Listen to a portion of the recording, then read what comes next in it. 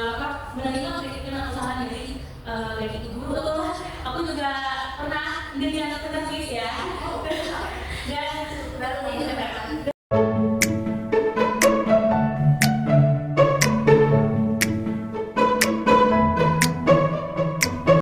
Halo semuanya, selamat datang di Tikum Podcast, Titik Kumpul Podcast. Halo, aku Zahra. Dan halo, aku Kania Salsabila. Nah, hari ini kita antusias banget karena bakal ngobrol dengan seorang narasumber yang gak cuma berbakat tapi juga inspiratif banget nih. Benar sekali, kali ini kita kedatangan tamu yang super duper menginspirasi.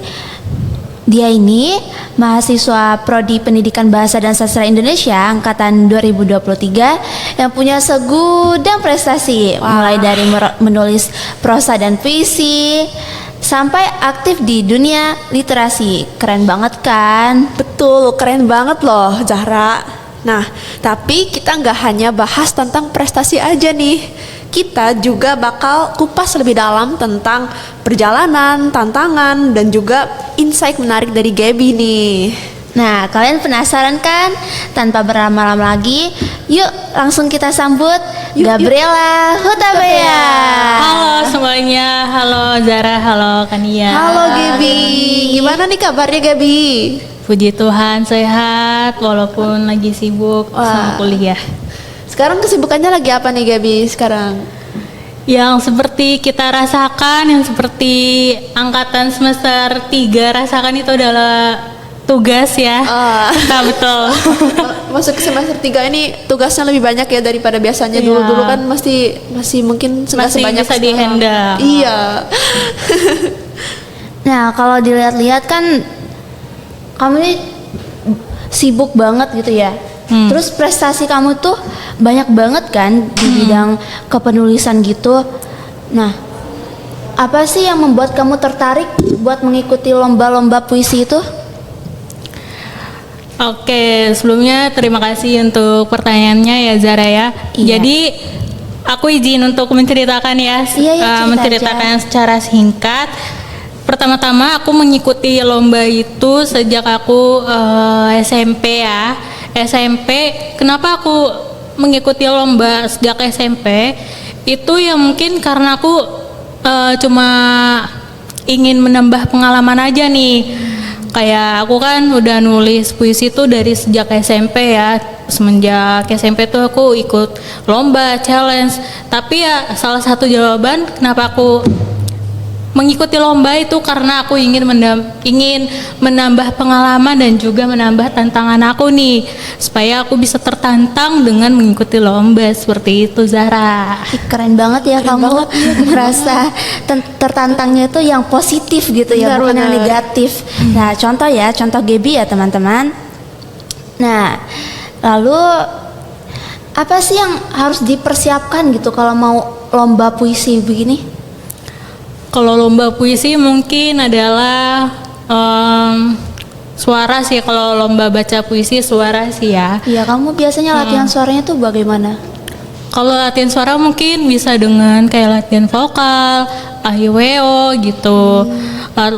Lalu yang kedua bisa latihan membaca puisi dan contoh puisi yang kita ambil kita bacakan seperti itu. Anggap aja yang di depan itu adalah juri ataupun tamu seperti itu, Zara. Iya.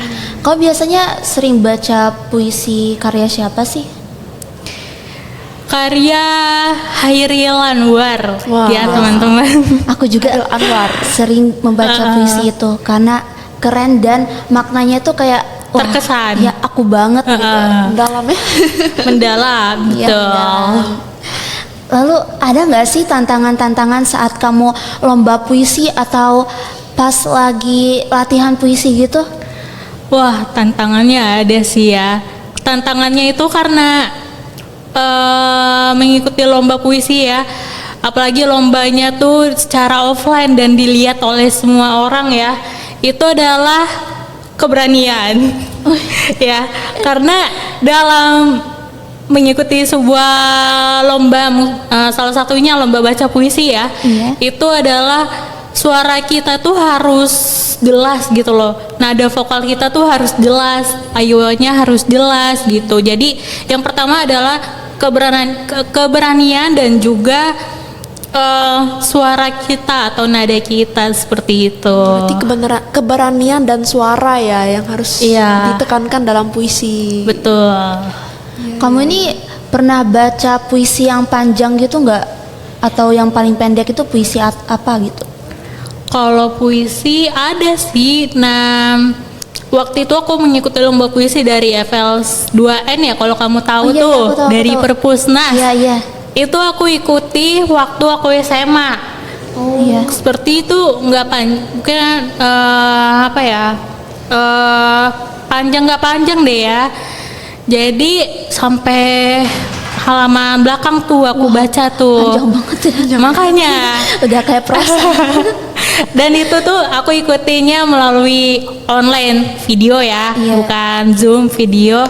Ya, walaupun video itu ya, tapi kan penyimpanan kita yang harus besar, yang harus kosongnya itu harus banyak gitu loh, seperti itu. Iya, walaupun di video kan tapi tetap terasa gitu ya. Iya betul. Ya kan kamu dikritik nih, dikritik sama jurinya gitu. Kamu tuh kayak pernah merasa sedih gitu nggak sih? Kan dikritik kamu. Oh, kalau dikritik, tentunya pernah ya.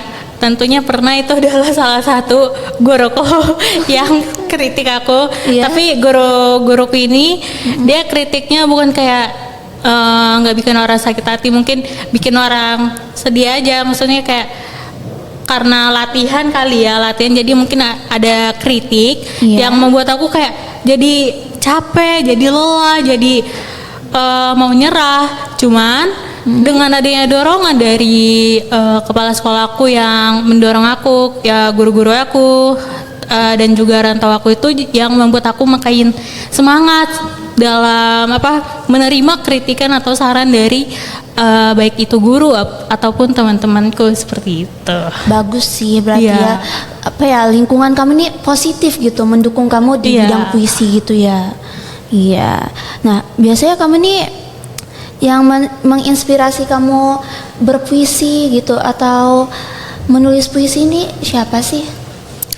Kalau itu dari diri aku sendiri sih. Oh, jadi nggak ada orang lain gitu, kayak misalnya kamu, wah aku pengen nih jadi dia, kamu nggak ada kayak begitu? Nggak ada, karena aku tuh terkesan dengan puisi ya. Iya. Itu dari YouTube, yaitu adalah aku putar video musikalisasi puisi ya. Iya. Itu kayak mendengarnya aja udah kayak, aduh, terseduh-seduh nih hati aku nih, kayak ya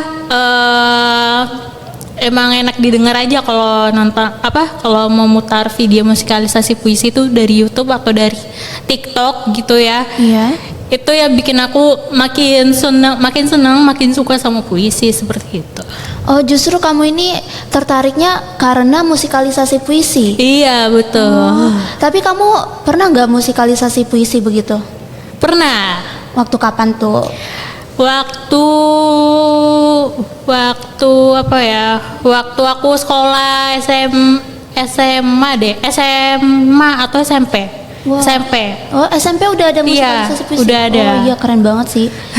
Oh iya, kamu dari musikalisasi puisi terinspirasinya tapi solo akhirnya gitu. Lalu kamu nih selain sering lomba, kamu juga founder. Iya. Keren banget nih. Jadi dari lomba tiba-tiba ke founder. Iya. Jadi kamu ini founder Cakrawala Literasi Sastra. Nah, kamu bisa ceritain nggak sih Cakrawala Literasi Sastra itu apa? Ya, Cakrawala Literasi Sastra itu adalah salah satu komunitas literasi ya, karena kan udah tahu di Cakrawala Literasi pastinya salah satu komunitas literasi yang aku dirikan sejak aku SMP kelas 9, seperti itu. Keren banget kamu. Iya, kelas 9 udah kepikiran gitu ya. Iya. Udah kepikiran buat mendirikan sesuatu komunitas literasi. Iya. Wah, kalau boleh tahu Cakrawala Literasi ini kegiatannya apa aja sih? Kalau dalam Cakrawala ini kegiatannya itu karena full online ya teman-teman. Itu kegiatannya bervariasi. Yang pertama nih, yang pertama itu mengadakan seminar atau webinar seperti itu. Oh, kalau seminar webinar gitu berarti kamu open recruitment-nya itu dari komunitasnya atau dari orang-orang lain juga bisa gitu, umum?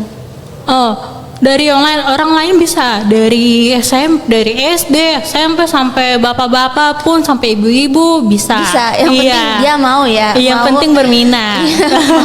mau jadi panitianya gitu. Iya. Nah, kamu pernah nggak sih ngerasa kalau misalnya kan Cakrawala Literasi ini selalu rame nggak? Selalu rame. Selalu rame. Iya. Kamu pernah nggak kalau berpikir kalau Cakrawala Literasi Sastra ini misalkan bakal sepi gitu? Kamu pernah berpikir? Pernah, tentunya pernah.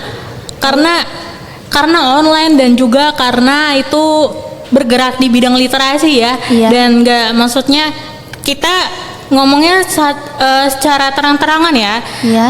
Karena nggak semua orang kan menyukai literasi ya teman-teman. Jadi aku selalu berpikir kayak pas mau pendaftaran tuh ada nggak ya yang daftar jadi pengurus atau jadi murid seperti itu. Ya setelah aku pikir-pikir dan setelah aku menjalaninya itu ya puji Tuhan itu ada yang daftar, ada yang maksudnya mengajak teman-temannya seperti itu. Jadinya bisa rame ya. Iya, bisa rame. Perlu proses juga ya untuk mendirikan sebuah komunitas seperti itu. Perlu proses, bukan langsung sukses kita, bukan. Tapi kamu sendiri ada nggak tantangannya untuk mendirikan sebuah komunitas Cakrawala Literasi Sastra? Tantangannya ada sebelum mendirikan komunitas ada, dan tentunya Cakrawala ini bukan satu nama yang langsung dibentuk, karena sebelum Cakrawala ada pula kayak komunitas penulis aktif seperti itu. Itu apa tuh penulis aktif? Itu sebelum Cakrawala Literasi? Iya, sebelum Cakrawala itu ada komunitas penulis aktif gitu. Lalu diganti nama menjadi Cakrawala Literasi Sastra. Ada sempat berganti nama ya sebelumnya? Iya, sempat berganti nama. Filosofinya apa nih Cakrawala Literasi nih? Kalau Cakrawala itu seperti burung ya, Iya. karena burung itu kan cakrawala ya. Iya. Itu bisa mungkin diartikan ya secara singkat itu seperti burung itu, karena burung itu bisa terbang kemana-mana. Jadi ilmu yang kita dapatkan pun gak hanya dari buku cetak fisik seperti itu teman-teman. Bisa pula dari Google, bisa pula dari buku elektronik gitu kan. Nah, berarti memang artinya itu mendalam ya, filosofisnya tuh dari Cakrawala itu artinya burung dan literasi sastra. Jadi ilmunya tuh tidak hanya didapatkan dari satu sumber, namun dari banyak sumber ya. Jadi memang dalam ya filosofi dari arti Cakrawala Literasi Sastra tersebut. Betul. Nah, selain founder Cakrawala Literasi ini, kamu juga founder dari Bimbel Bintang Pelajar ya? Iya. Nah, Bintang Pelajar itu apa sih? Boleh diceritain nggak? Sebelumnya namanya kan Bimbel Pelajar ini tuh adalah salah satu bimbel yang bergerak di bidang pendidikan. Iya. Ya, itu juga aku bangun bersamaan dengan Cakrawala Literasi Sastra sejak aku SMP kelas 9. Apa kamu nggak pusing kan? Itu waktu kelas 9 ya, masih kecil. Aku aja kelas 9 tuh masih main HP aja. Nah, sedangkan kamu udah menjadi founder. Gimana kamu bisa kepikiran gitu buat mendirikan dua komunitas waktu kamu kelas 9? Ya, kalau kita lihat kalau di Bimbel Pelajar ini itu aku tuh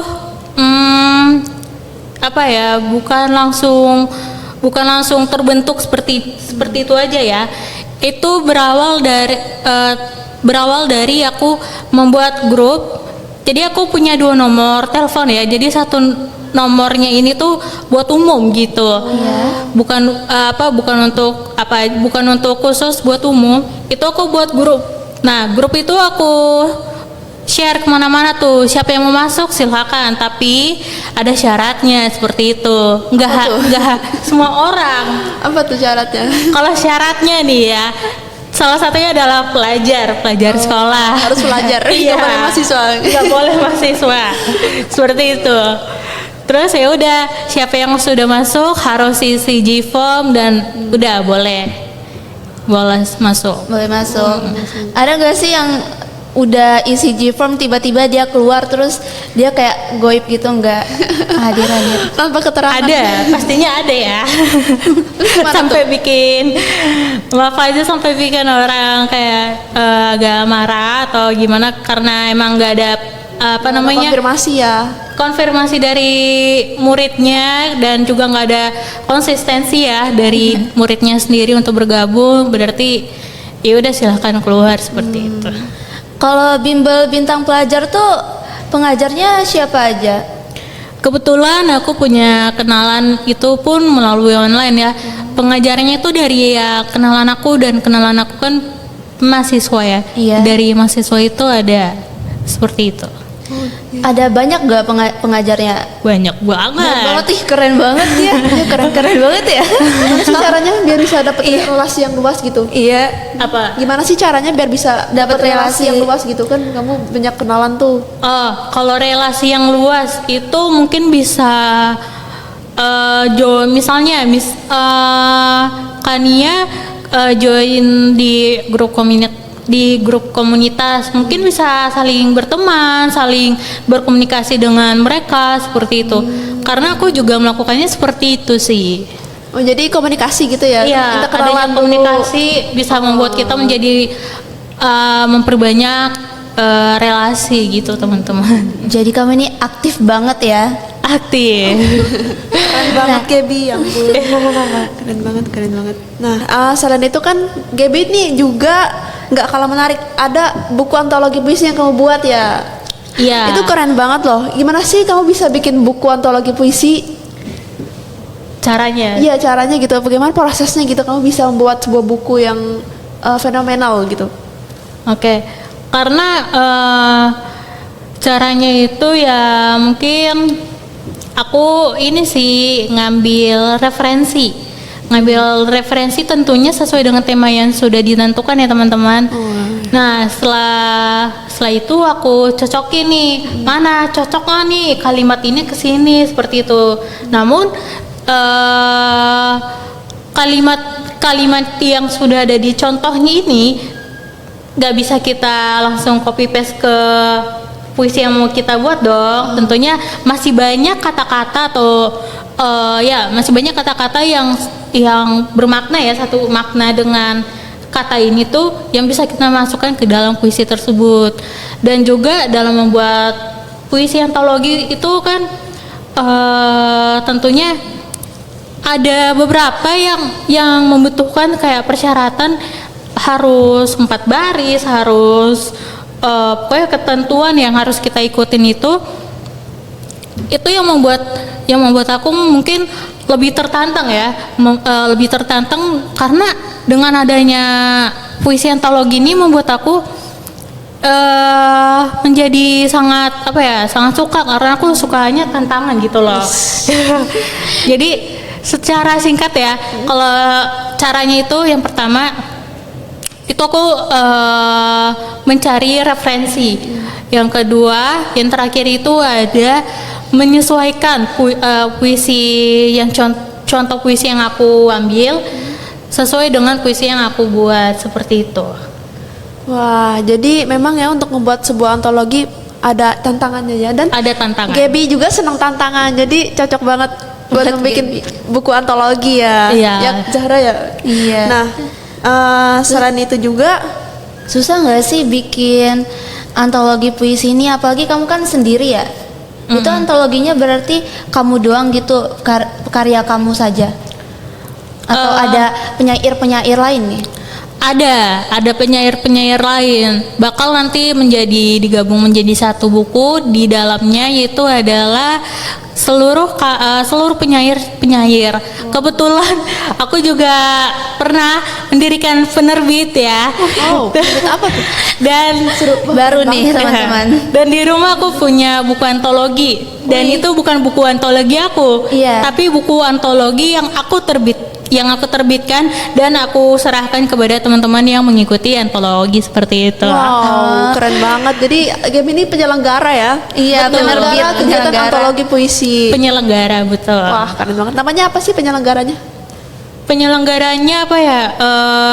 Kamu bikin ada namanya ya? Gala Publisher. Oh, Iya. Gala Publisher. Gala Publisher. Apa tuh filosofi Gala?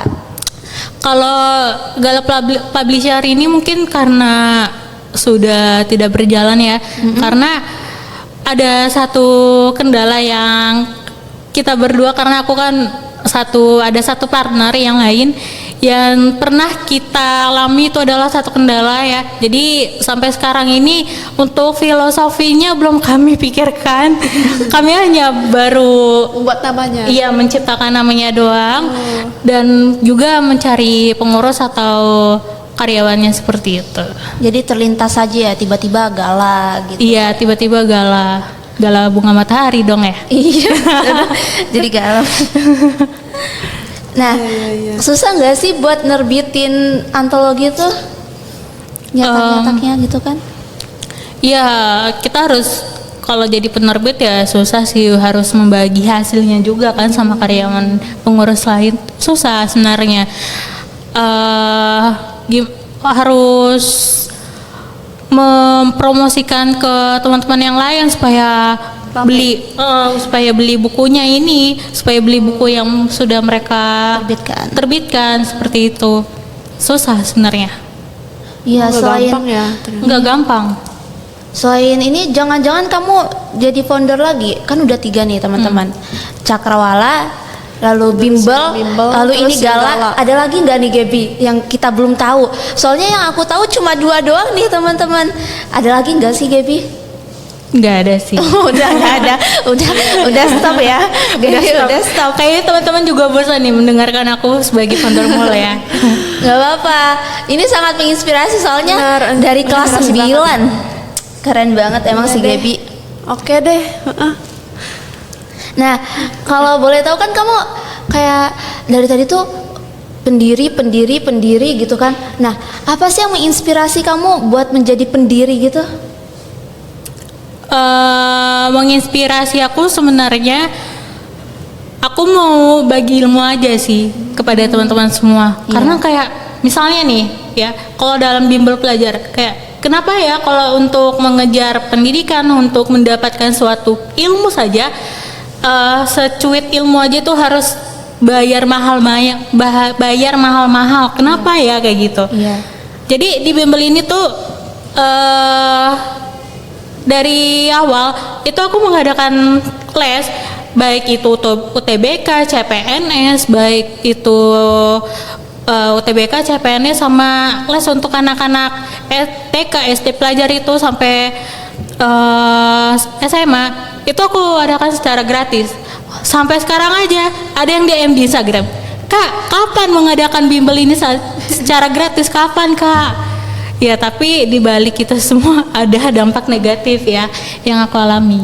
Apa tuh Kak dampak negatif? Ya, karena gratis ya. Oh iya. Jadi Iya. jadi Pendapatannya ya? Jadi untuk bimbel gratis ini kita pengajarnya itu terbatas. Ya, pengajarnya terbatas. Untuk waktunya jangan khawatir, waktunya sesuai dengan teman-teman yang inginkan. Misalnya mau 1 jam, 30 menit. Iya. Fleksibel ya. Fleksibel. Seperti itu. Oh, tapi mulia banget ini niat Gaby. Iya, mulia untuk banget ya dia. bermanfaat untuk orang lain dan gratis pula gitu. Ayo teman-teman gabung. Iya, gak Apa nih Bimbel nama pelajar. Instagramnya?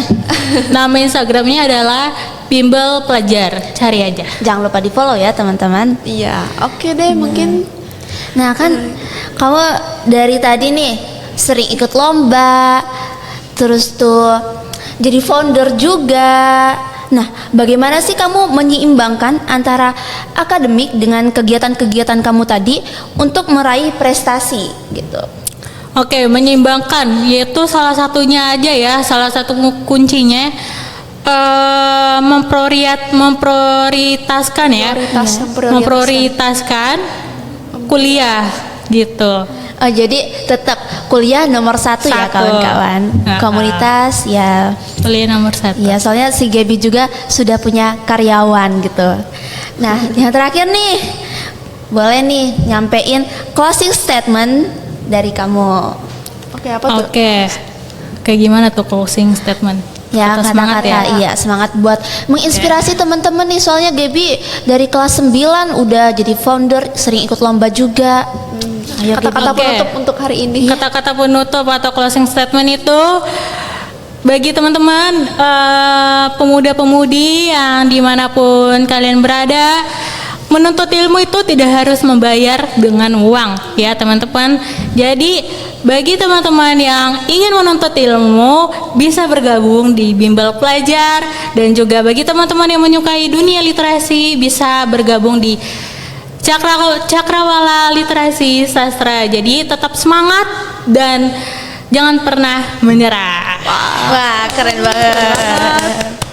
Nah, sekarang makasih ya Kak Gaby Iya. udah repot-repot datang di podcast kami. Sudah menyempatkan Makasih ya Kak waktunya Gaby. dan dan udah juga insight-nya sangat bermanfaat. iya, dan menginspirasi kawan-kawan kita semua yang mendengarkan atau yang menonton juga. Terima kasih ya Kak Gaby. Sama-sama. Dadah. Dadah. Sampai jumpa.